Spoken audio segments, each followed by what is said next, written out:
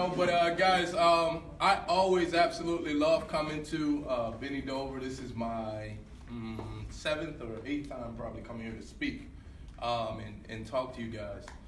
Today I'm not, normally my format is to come and encourage you guys, inspire you, but today I want to do something a little different.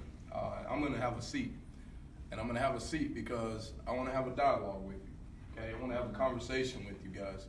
This is not about, we're talking about, the topic is nevertheless, she persisted. Okay, nevertheless, she persisted. So I need your interaction. Please do me a favor and don't look at me like I'm not your school teacher. Don't look at me like I'm not administration, I'm not the principal. I'm a guy showing up to have a conversation and dialogue with you. Here's what I need though. I need your honesty. And I need you to be willing to go there with me. And I know y'all like go there.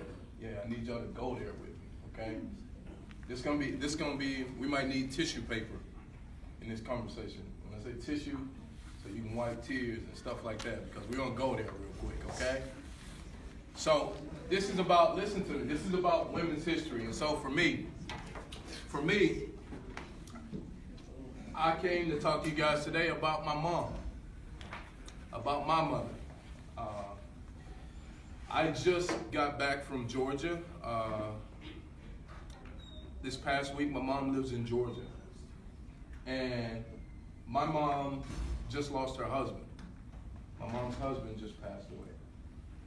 And so when I talk about or hear the term, nevertheless, she persisted, what other place for me to talk than to talk about my mother? Because I want to tell you about my mom, and as I'm telling you about my mom, I want you to think about your mom. And if you're not with your mom, I want you to think about the women that are around you that represent strength, that may represent something you might hear about my story and my mother. How many people know a strong woman around you? Raise your hand if you know a strong woman around you. You're connected to some woman that represents strength, that represents victory, okay? Because I'm going to tell you about the word nevertheless. Who knows what that word means? Nevertheless. Anybody? I'm glad you asked me. I'm going to tell you what it means. Nevertheless means in spite of. In spite of. So my mom faced all kind of obstacles. My mom's 54 years old. I'm 36 years old. So when I tell people, someone just asked me walking in, how old's your mom? I said, she's 54. And they were like, wow, she's young. And I say, yes, she is. And guess what? I have an older sister too. My older sister's no longer with us anymore. She passed away some years ago as well. So you're going to continue to hear me talk about things as I'm talking to you about my mom. When I say the statement, nevertheless, she persisted. Persistent means that she continued on. Like she hadn't lost. Now, she's lost a lot of things. My mom had 2 kids in high school. Had 2 children in high school. But the victory was this. My mom never missed a day of school. 2 kids. She never missed a day of school. Now, fast forward. How did that transfer and translate over into my life? This way. When I was in college, I wanted to quit. I wanted to quit school. I didn't want to go to school anymore. It had gotten difficult. I had a final paper that I had to write in order for me to graduate, to finish up school, and I wanted to quit. And so when I talk about my mom and her being strength and representing strength, it was in those difficult times in my own life, listen to me, the difficult times in my own life where I was able to reach back and remember my mom had 2 children in high school, and here I am, I'm in college right now, and I want to quit. So who do you think I made a phone call to? I called my mom, and I called her crying, Mom, this is a class I've taken before, Mom, and I failed it. And I got to have this class to graduate from college. And Mom, I don't really feel like I'm going to be able to do it. I'm tired. I'm frustrated. I'm stressed out. I'm overwhelmed. And at the time, it was a 15-page paper. It was a 15-page paper that I had to have done because I waited last minute. I had to have it done in one night. And so I'm crying. I'm like, Mom, I can't do it. I can't do it. And my mom says to me, son, I believe in you. She said, I know what you've gone through. And she said, and you know what I went through. And if I went through the things that I've went through, then I know that you can do this. Well, I graduated college. And I graduated because of my mom. Because of her nevertheless. In spite of the difficulty. I'm going to tell you some other things about my mom. Hold that question, write it down for me, and I'll come back to you, okay? I'm going to tell you some other things about my mom. Not only did my mom have kids young as a high school student, but my mom also was in a very abusive relationship with my father. Very abusive relationship. And I watched my mom go through being beat by my dad. And I know some of you guys are like, in the schools, they get a little nervous. I worked in the school system, guys, also for like 10 years. So I did the middle school thing for a little while. And they get nervous when you talk about this stuff. But I'm talking about my mom and her story. So I won't cut anything out of her story because it's a badge of honor, right? And it's a badge of strength for me with my mom. That she went through this relationship with my father where he would beat her up on a regular basis. For 17 years she was with my father.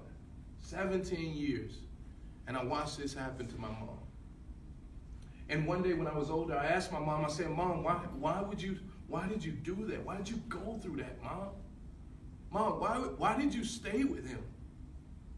And her answer to me did something for my heart that nobody else ever in my life will ever be able to do for me, because her answer to me was, I didn't want my children to be a statistic. I didn't want my children to be a statistic because of the stats out there and what the stats say about kids who don't have dads in the home. And that hit me. That hit me. And I was like, my mom went through 17 years of being beat by a man so that I wouldn't be a statistic. So I wouldn't be a statistic. My mom did that for me. Can you guys think about anything that your parents maybe experienced or maybe have gone through?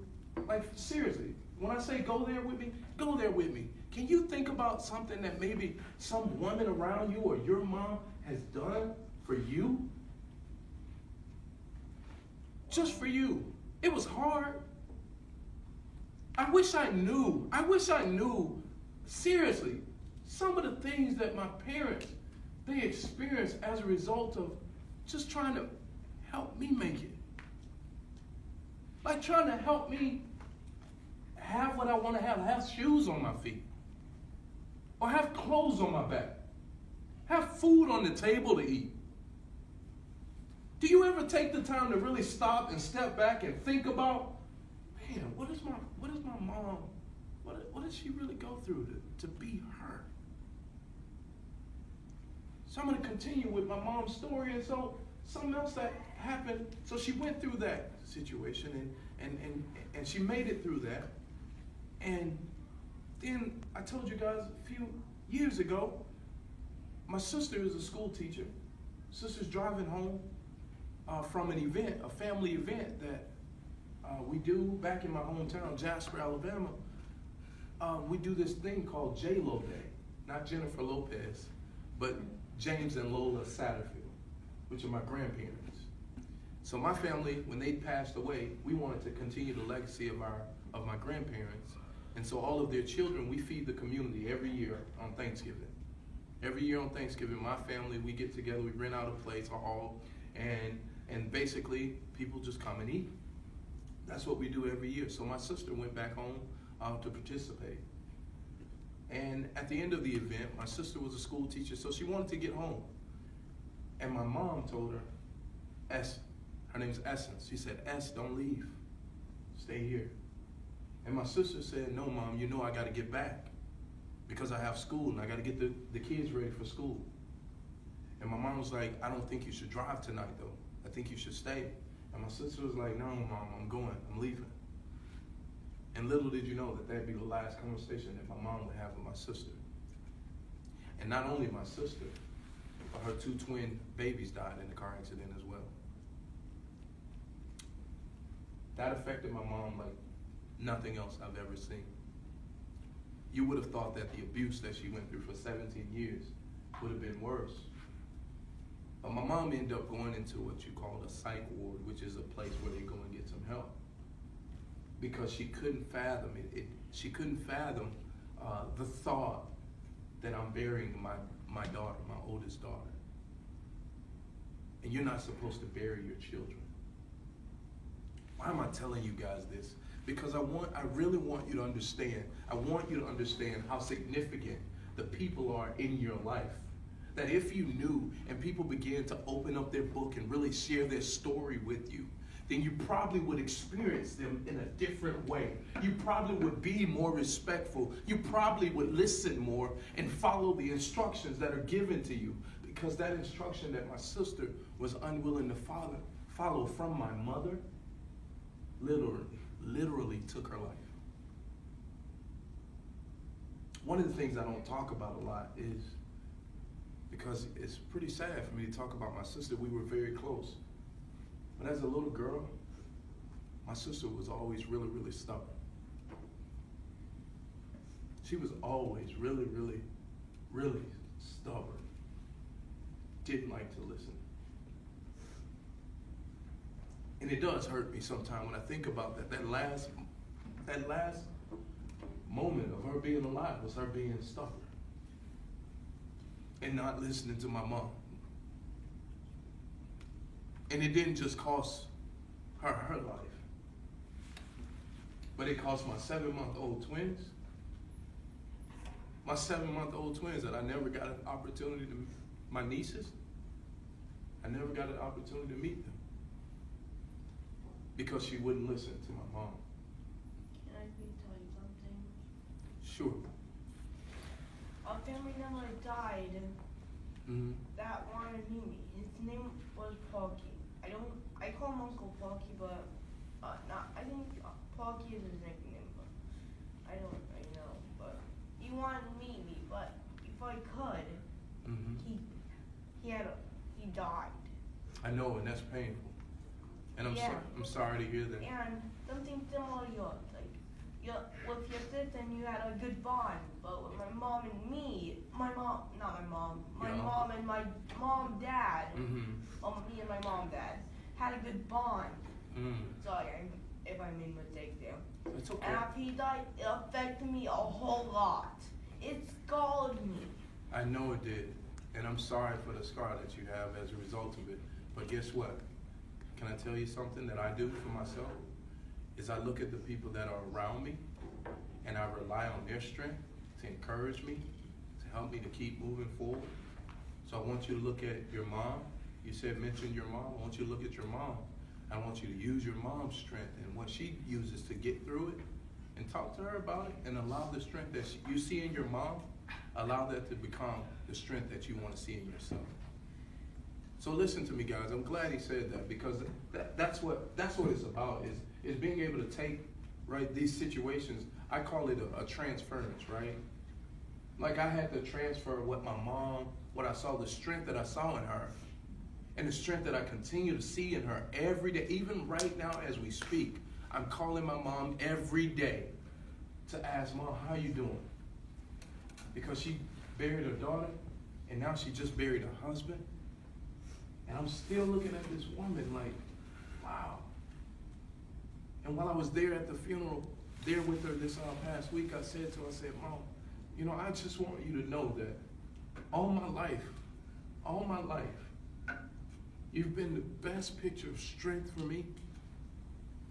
You are the when I struggle, when I'm going through the hardest, most difficult moments in my life, that picture for me is my mother. I pull that picture out on a regular basis for myself. And maybe it's not your mom, maybe it's an aunt, maybe it's a grandmother, But I can guarantee you, one of the things that we all have in common here, is that we were all born into this life. We were all born into this life through a woman. Whether she's here or not. That's one thing that we all have in common. So this is what I wanted to do for you guys today. I want you to do this for me. How much time do I have left? About 10 minutes. 10 minutes. It's not mandatory for you, but I want you to participate in this. I want you to think about who that woman is. And I want you to think about a time, for real. I want you, if you need to close your eyes and forget about the people next to you, I want you to really think about that woman that has sacrificed or that has done for you more than anybody else. And I want us to have a moment of gratefulness. A moment of gratefulness, really gratefulness, really not, don't think about her making you mad. Don't think about that she wasn't there. I want you to think about that she gave you life. And stop right there. My mom gave me life. Nevertheless, she persisted. My mom persisted. Nevertheless, in spite of the difficulty, my mom continues on. And I continue to see her strength. Oh, I forgot to tell you, she just beat cancer too. That's good. Thank you, bud. She just beat cancer. And then diabetes, which were some things that she needed to adjust in her life, and she adjusted them. And she just called me recently and said, I don't have diabetes anymore. And I'm like, oh my God, my mom is like a superhero. My mom's like a superhero. So I want you to take a moment, and I want you to get that person on your mind. I want you to get whomever that woman is on your mind. And I want you to think about what kind of strength she's shown. What kind of courage has she shown? What do you have to be thankful for that she's done for you? I want you to think about the way you treat that person. I want you to think about words you've spoken about. And don't get me wrong, I've been a teenager just like you guys. There have been times when my mom had to discipline me.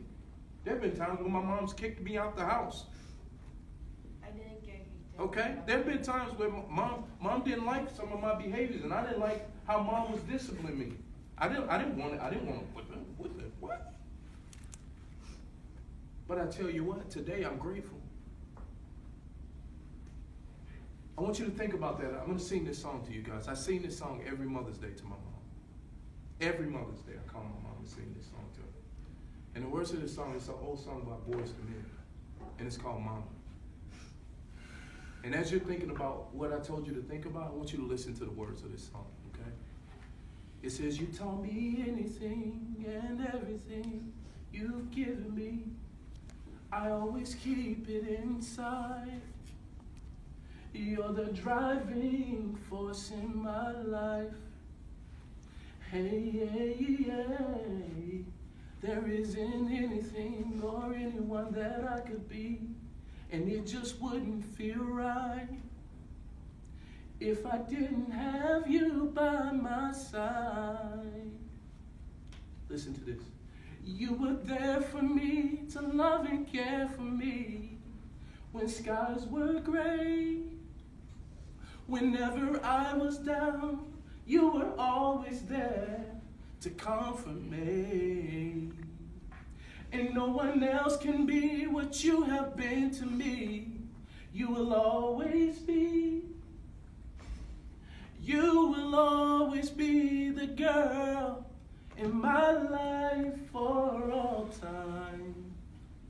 Mama, Mama, you know I love you. Ooh, you know I love you. Mama, Mama, you're the queen of my heart. Your love is like tears from the start. Yes, you are. Mama, I just want you to know that loving you is like food to my soul. Listen to this part. You're always down for me and always been around for me, even when I was bad. You showed me right from my wrong. Yes, you did. And you took up for me when everyone was downing me. You always did understand. You gave me strength to go on. There were so many times looking back when I was so afraid. And then she came to me and said to me, son, you can face anything. And no one else can be what she has been to me. She'll always be. My mom will always be the girl in my life for all time. She's my mama.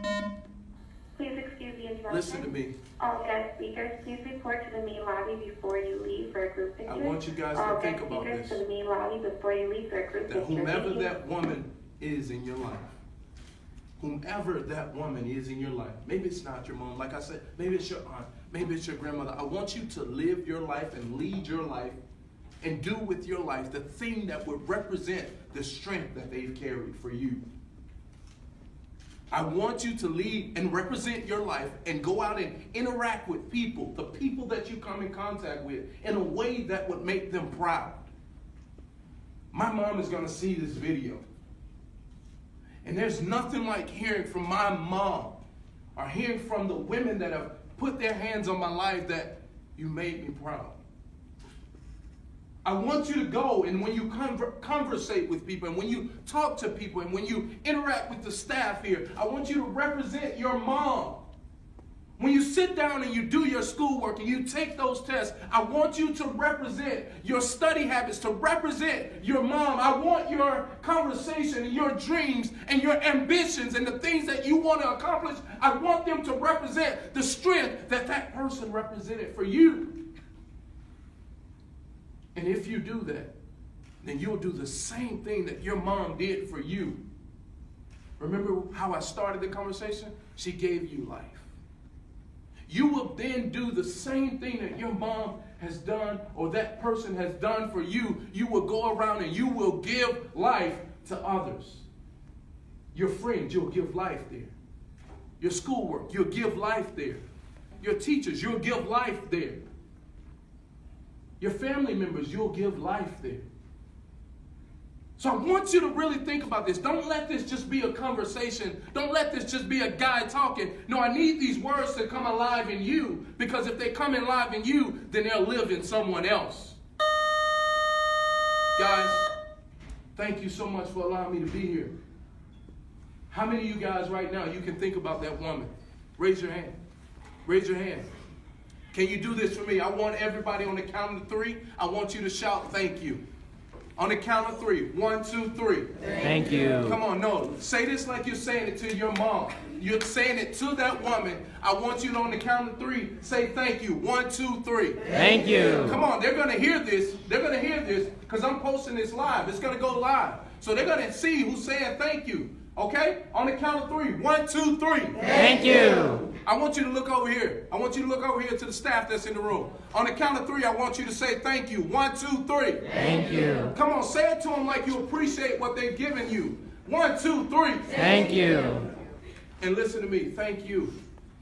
Thank you guys for listening. Thank you for going there with me.